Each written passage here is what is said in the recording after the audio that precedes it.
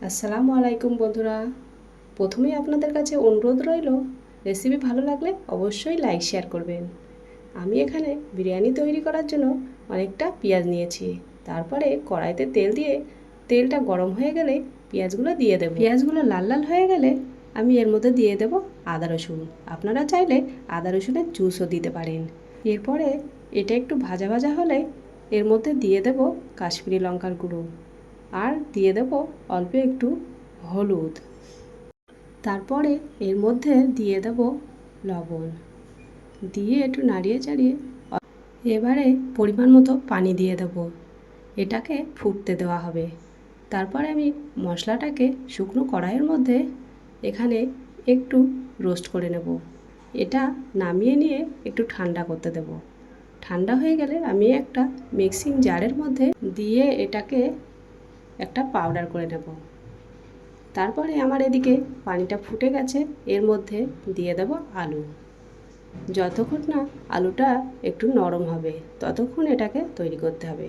তারপরে এই আলুগুলো নরম হয়ে গেছে, এই আলুগুলোকে এবার আমি তুলে নেব। সব আলুগুলো আমি তুলে নিয়েছি। তারপরে এই একই গ্রেভির মধ্যে আমি মাংসগুলো দিয়ে দেব। এর মধ্যে কোনো পানি অ্যাড করতে হবে না, কারণ মাংসর থেকে অনেক পানি বেরোবে। এখানে মাংসটা যতক্ষণ নরম হতে থাকবে তার মধ্যে আমি এখানে ভাতের জন্য পানি বসিয়ে দিয়েছি। ভাতের পানিটা ফুটে উঠলেই এই মশলাগুলো আমি দিয়ে দেব। তার মধ্যে লবণও দিয়ে দিয়েছি।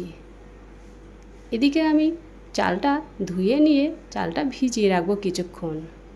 তারপরে আমি এখানে নিয়েছি গরুর দুধ।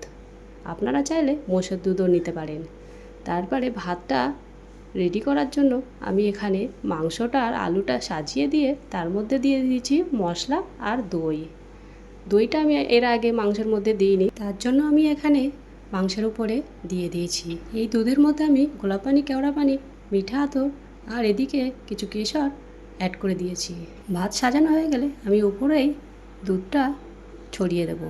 তারপরে সবার শেষে দিয়ে দেব একটু কালার ফুড। তারপরে ভাতটাকে দম দিয়ে নামানোর পরে দেখুন কত সুন্দর লাগছে দেখতে, খেতেও অনেক সুন্দর হয়েছে। ভিডিওটি ভালো লাগলে অবশ্যই কমেন্ট শেয়ার করবেন আর সাবস্ক্রাইব করবেন। আর এর সঙ্গে ছিল রায়তা। রায়তার রেসিপি জানতে হলে কমেন্ট করে জানাবেন।